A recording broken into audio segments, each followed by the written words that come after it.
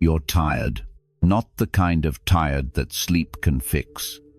This is a weariness that lives deeper, in that quiet place behind your ribs, where you hold everything you cannot say. The weight of wanting things to be different, the ache of loving what you cannot keep, the exhaustion of holding on when everything inside you whispers that it's time to let go. And perhaps what makes it hardest is that you're angry. Not loudly, not always. Sometimes it's just a low hum beneath everything else. Angry at yourself, angry at them, angry at how things turned out, angry that you're still carrying what you promised yourself you'd put down. Buddhism has something beautiful to offer you today. Not another burden to carry, not another way you should be. Just this. You can let go without anger. You can release your grip, not with bitterness, but with peace. Like opening your hand to release a bird you've been holding too tightly. But because you loved it enough to let it fly. And when you do this, when you learn to detach with gentleness instead of rage, something shifts. Life begins to move differently around you. Not in magical ways, but in ways that feel like coming home after a long journey. Like finally exhaling after holding your breath.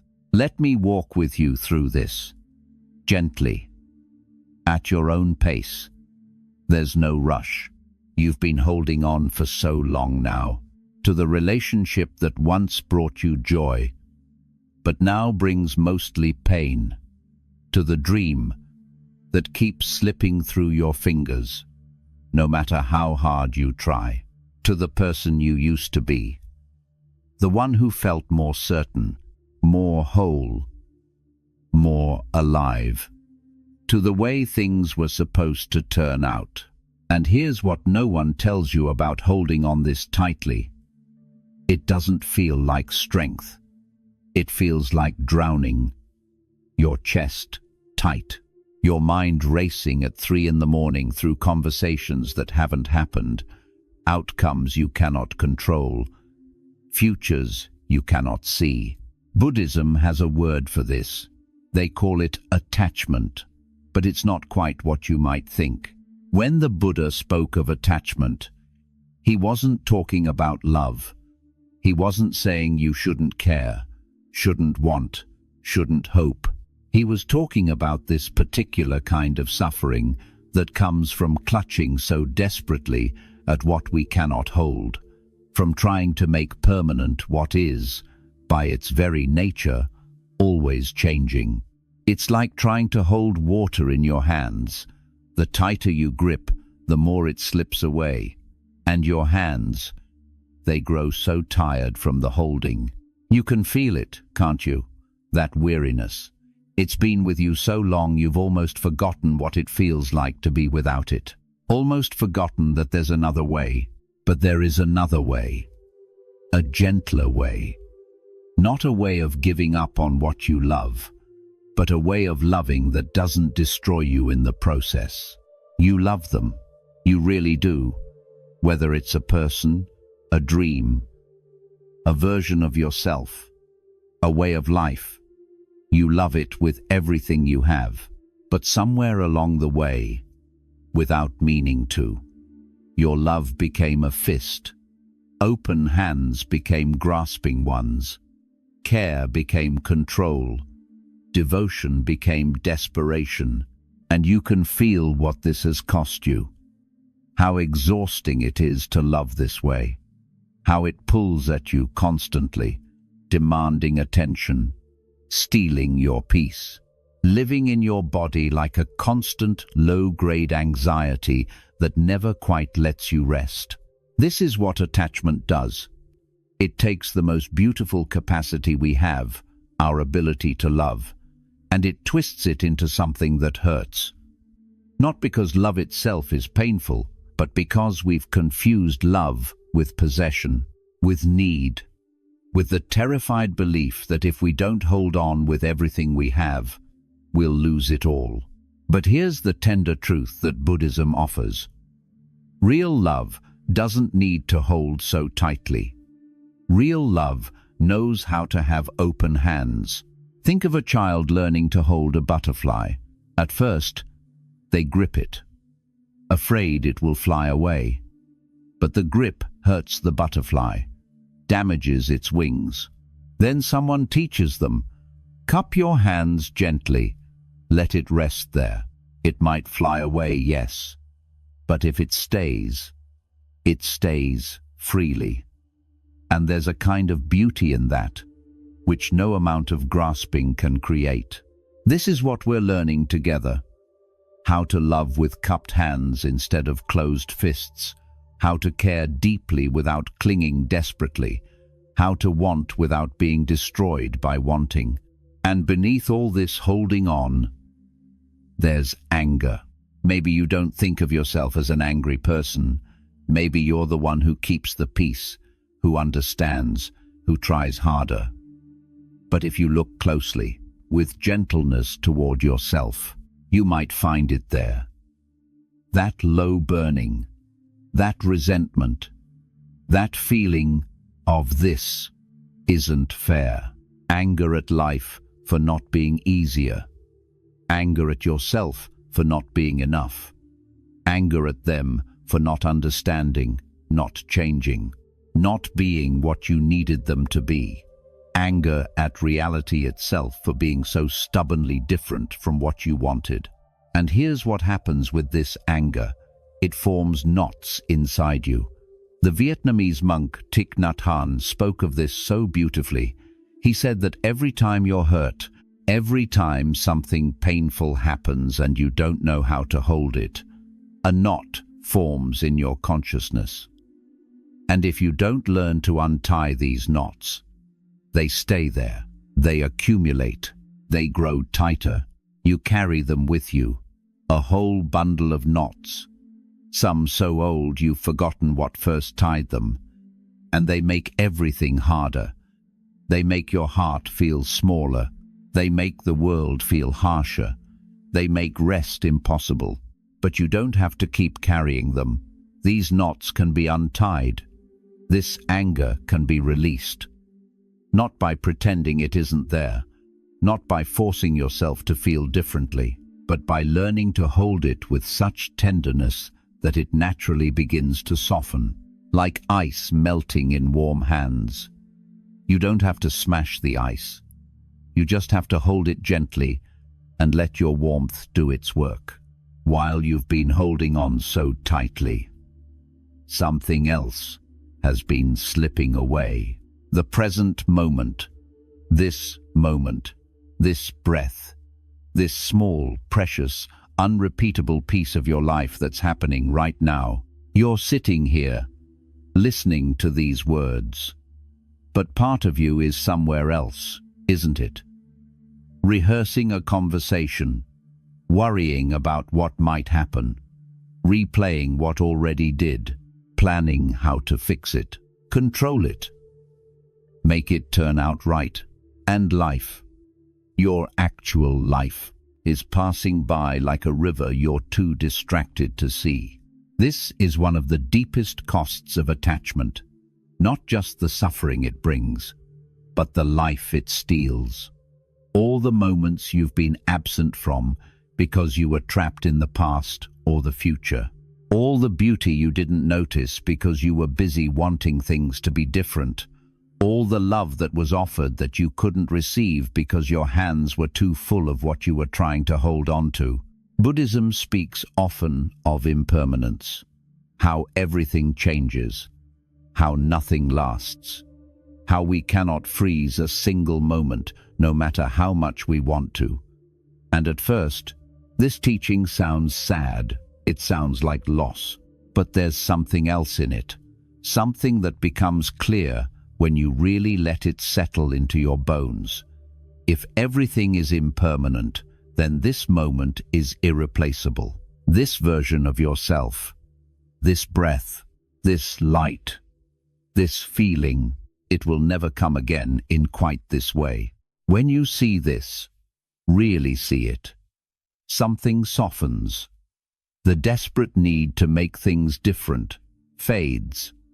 In its place comes something unexpected, a kind of appreciation, a tenderness toward what is, exactly as it is. Because you know it won't always be this way. The person you love will change. You will change.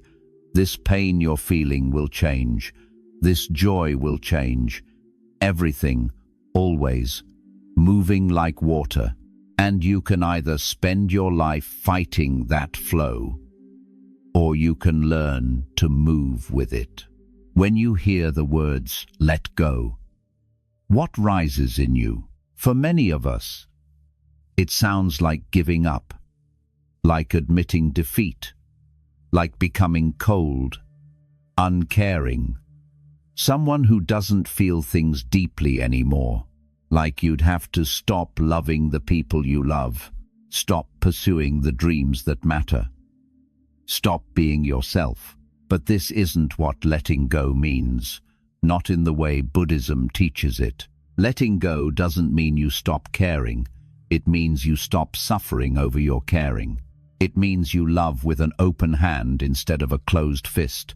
It means you do everything you can do, and then you release your desperate need for things to turn out a specific way. Think of it like this. Imagine you're holding a bird. If you grip it tightly out of fear, it will fly away. You'll hurt it. It will struggle against your grip, and you'll both suffer.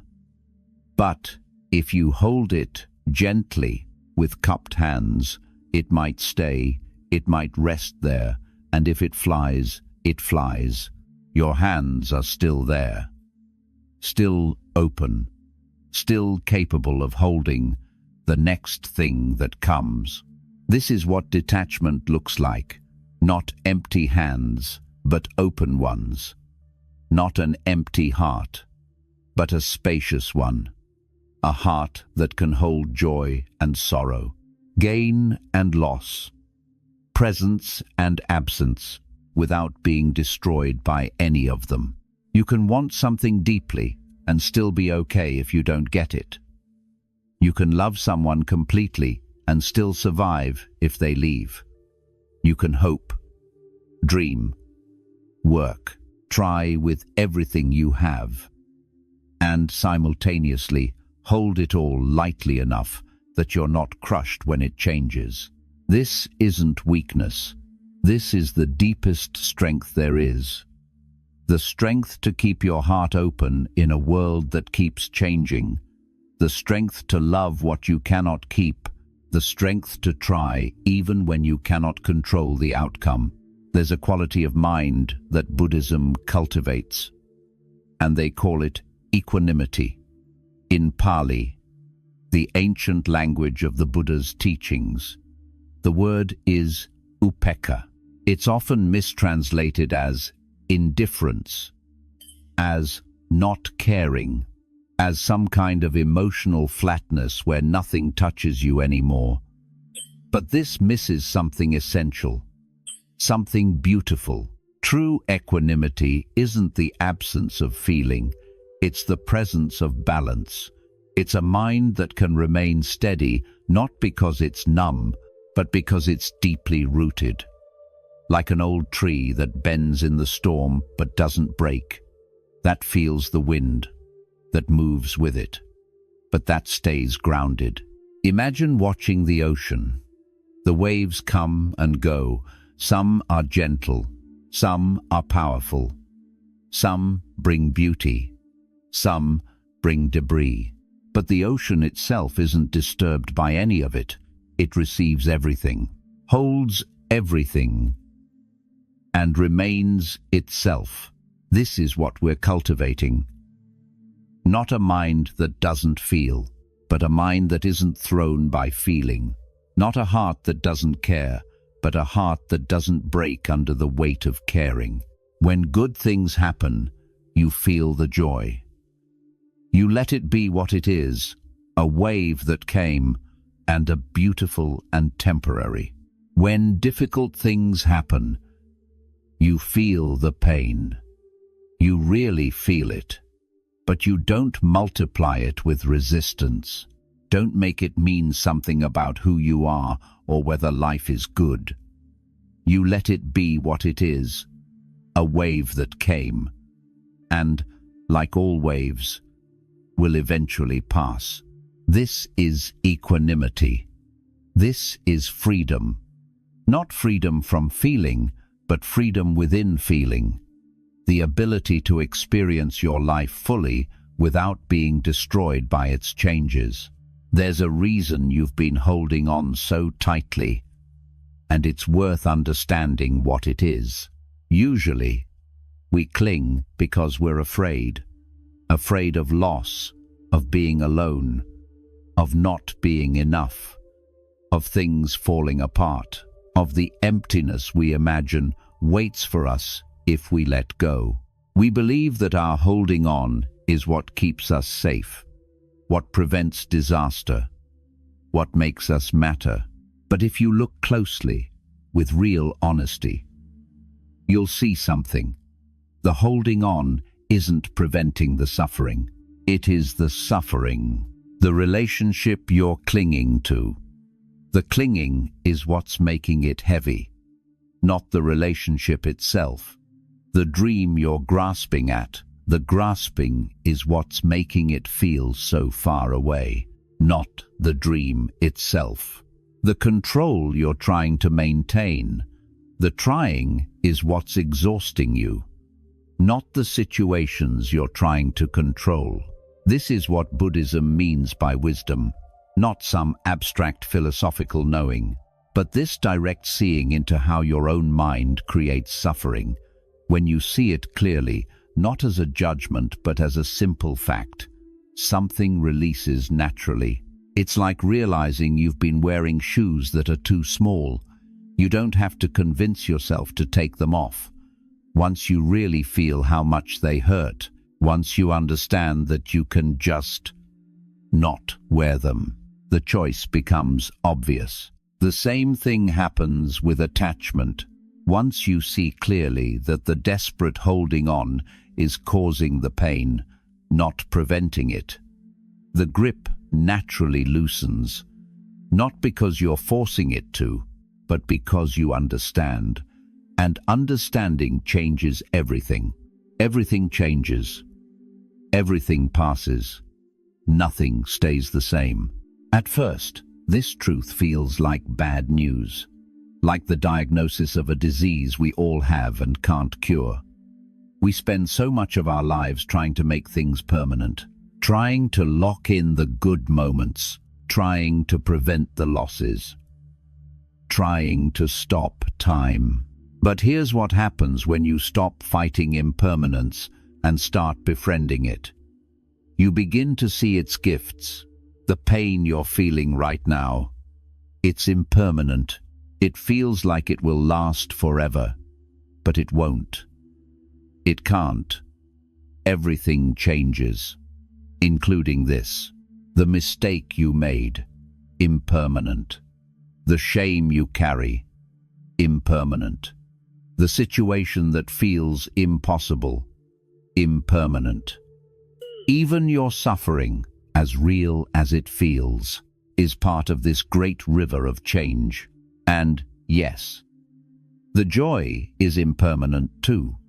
The love, the beauty, the moments that make life worth living, they pass, but this doesn't make them less valuable.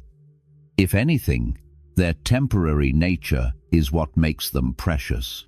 Think of cherry blossoms in Japan. They bloom for such a short time, maybe 2 weeks out of the whole year. Write poems about them. Sit under them in reverence. Why? Because they're temporary, because their beauty is fleeting, because you can't hold on to them. Your life is like this, made of moments that bloom and fade, and you can spend your whole life angry that they don't last, trying to photograph them, trying to freeze them, trying to make them stay. Or you can learn to love them because they don't last, to be present with them, grateful for them, open to them. knowing that their temporary nature is not a flaw, but the very thing that makes them beautiful. When you make friends with impermanence, everything softens. The anger at change dissolves, the fear of loss loosens. What remains is a kind of tender appreciation for what is, while it is. Let's be honest about something, because this matters. You might be afraid that if you practice detachment, you'll stop caring, that you'll become one of those people who seem emotionally distant, who say it is what it is with a shrug, who've protected themselves so well from feeling that they've stopped feeling altogether. This isn't detachment, this is numbing. And Buddhism warns against it as clearly as it warns against clinging. There's a term in Buddhist teachings, the near enemy. It refers to qualities that look like virtues but are actually their opposites in disguise. The near enemy of love is attachment. The near enemy of compassion is pity. And the near enemy of detachment is indifference. They look similar on the surface. Both involve not being emotionally reactive, but their essence is completely different. Indifference says, I don't care what happens because none of this really matters to me.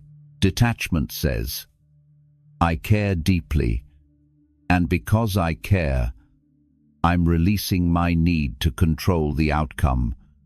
I'm trusting the process even when I can't see where it leads. Indifference withdraws. Detachment engages. Indifference builds walls. Detachment opens doors. Indifference protects itself at any cost. Detachment knows that some things are worth the risk of being hurt. You can love your children with everything you have while being detached from needing them to fulfill your unfulfilled dreams. You can commit fully to your work while being detached from whether it brings you recognition. You can show up completely in your relationships while being detached from whether people love you back in the exact way you want. This is the paradox. True detachment allows for deeper engagement. When you're not desperately clinging, not anxiously controlling, not constantly afraid of loss. You're finally free to be truly present with what is. But the anger is still there, isn't it? Even as you're beginning to understand detachment, intellectually, emotionally, the anger still rises. When things don't go your way, when people disappoint you, when life feels unfair. And here's what's important to understand. Buddhism doesn't teach that anger is wrong. It teaches that anger is a messenger. It's trying to tell you something. Usually, it's trying to tell you that you're holding on to something, needing something to be different than it is. When anger comes, instead of pushing it away or acting on it immediately, you can do something different. You can turn toward it with curiosity, with kindness, even. Hello, anger, you might say silently. I feel you in my chest, in my jaw, in my thoughts. You're here, and that's okay. What are you trying to tell me? What am I attached to? What am I afraid of losing? This simple act, acknowledging the anger without immediately fighting it or following it, creates a small space. And in that space, something can shift. You might discover that you're not actually angry at your partner. You're hurt that they didn't understand you. And underneath the hurt is a fear that maybe you're not understandable, that maybe you're too much or not enough. You might discover that you're not actually angry at yourself for the mistake you made. You're afraid that mistakes mean you're not worthy. And underneath that fear is a deep, old belief that you have to be perfect to be loved. When you see this, when you meet the fear and hurt underneath the anger with compassion instead of judgment, something tender happens. The anger doesn't have to be so loud anymore because it's been heard. The tightness begins to release because what needed attention has received it. You're not suppressing the anger. You're not indulging it. You're holding it gently until it transforms into something else, into understanding, into compassion, into release. Letting go isn't something you do once and then you're done. It's a practice, something you return to again and again, sometimes, many times, in a single day. You let go of your annoyance when someone cuts you off in traffic. You let go of your disappointment when plans change. You let go of your need to be right in an argument. You let go of how you looked 5 years ago. You let go of how you thought today would unfold. You let go of your grip on outcomes, on other people's opinions, on the need for things to make sense right now. Each small letting go is a practice. Each time you're training your mind and heart in the art of release.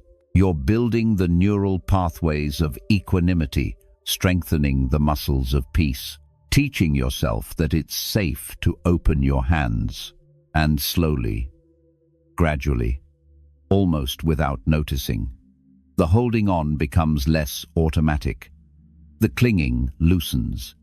The anger softens, not because you forced it to, but because you've practiced something different so many times that it's begun to feel natural. Like learning any skill, this takes time. You'll forget. You'll find yourself gripping tightly again. And that's okay. You don't have to be perfect at this. You just have to keep practicing. Keep returning. Keep choosing the open hand instead of the closed fist. One small moment at a time. Something begins to happen when you practice detachment with kindness instead of anger. When you release your desperate grip while keeping your heart engaged, life begins to move differently. Not in dramatic ways necessarily, not with fanfare or sudden transformation, but in small, quiet ways that accumulate into something that feels like grace. Opportunities appear that you would have missed before because you were so focused on one specific outcome. People show up differently because you're no longer trying to force them to be something they're not. Solutions emerge because your mind is clearer, less clouded by anxiety and desperation. This isn't magic. This is just what happens when you stop fighting the current and start moving with it. When you stop exhausting yourself trying to control everything and start trusting the natural flow of things. There's a concept in Taoist philosophy, Wu Wei, which means effortless action, or action without forcing. It's like a river finding its way around rocks, not by pushing through them, but by naturally following the path of least resistance. It's still moving, still powerful, but it's not exhausting itself in the process. This is what your life can feel like when you practice detachment. Not passive, not giving up, but flowing, responding to what is rather than constantly fighting for what you think should be. You still work toward your goals, but you're not attached to them happening in exactly one specific way. You still love people deeply, but you're not attached to them never changing. You still care about outcomes, but you're not attached to your happiness depending on them. And paradoxically, this is often when things start aligning. Not because you stop trying, but because you stop trying in that desperate, grasping way that actually pushes things away. All this time, you've been looking for security, for certainty, for some guarantee that if you just hold on tightly enough, control perfectly enough, you'll be safe. But here's what detachment offers instead of security: freedom. Freedom from the constant anxiety of trying to control what cannot be controlled. Freedom from the anger that poisons your peace. Freedom from the suffering of needing life to be different than it is. You don't have to wait for everything to be perfect before you can be at peace. You don't have to get everyone to love you before you can love yourself. You don't have to control every outcome before you can rest. You can be at peace now, in the midst of uncertainty, in the middle of imperfection, with things unresolved, with questions unanswered, with the future unknown. This peace doesn't come from external circumstances finally aligning. It comes from internal alignment, from being at peace with what is, even as you work toward what could be, from accepting reality as your starting point instead of fighting it as your enemy. And here's the beautiful truth. This freedom, this peace, it's not something you have to earn or achieve or become worthy of. It's already here. It's been here all along. You've just been too busy holding on to notice it. You might wonder, if I let go of my attachments, what will be left? Who will I be without my desperate wants, my angry defenses, my constant striving? And the answer is both simple and profound. You'll be more yourself than you've ever been, because all that holding on, all that anger, all that desperate need, that wasn't really you. That was fear wearing your face. That was pain pretending to be your personality. That was attachment convincing you that without it, you'd be empty. But you're not empty. You've never been empty. Underneath all that holding on is someone who knows how to love freely, who knows how to engage fully without being destroyed by outcomes, who knows how to be present, to appreciate, to touch life gently instead of gripping it so hard it breaks. Underneath all that anger is a deep well of peace, a natural equanimity, a capacity to remain steady in the midst of storms, to feel everything without being swept away by anything. This is who you've always been. You're just remembering now, coming home to a part of yourself that never left, that's been waiting patiently for you to notice it again. When you let go of what you're not, what remains is what you are. And what you are is enough. What you are is whole. What you are is free. So here we are, at the end of this time together, and you're still tired, perhaps, still carrying some of what you carried when we began. But maybe, just maybe, something has shifted, just slightly, just enough to let a little light in. You don't have to do this perfectly. You don't have to let go of everything all at once.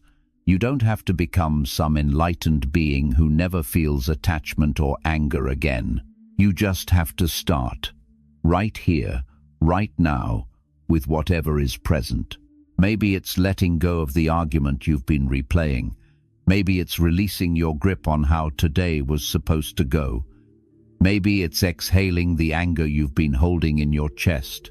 Maybe it's opening your hand just slightly around something you've been clutching too tightly.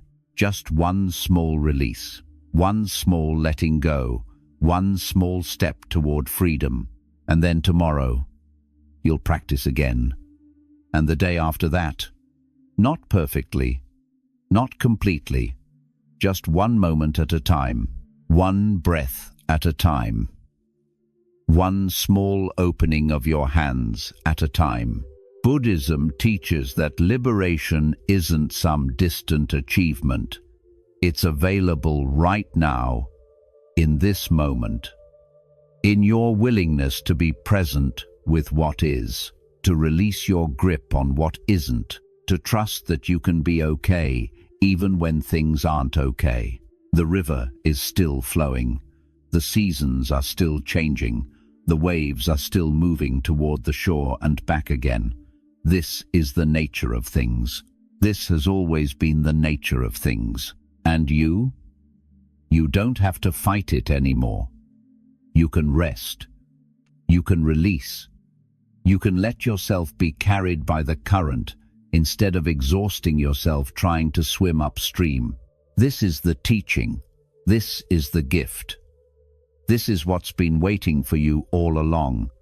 The freedom to let go, the peace of detachment, the lightness that comes when you finally stop holding on so tightly to what was never yours to control. You can begin today, right now, with this very breath. Breathing in, you notice what you're holding. Breathing out, you let it go. Just a little, just enough. And that, dear friend, is enough. That is always enough. May you find peace. May you find freedom. May you find your way to the open hand, to the spacious heart, to the life that's been waiting for you on the other side of all this holding on. May you let go without anger, and may you watch with gentle wonder as life begins to align.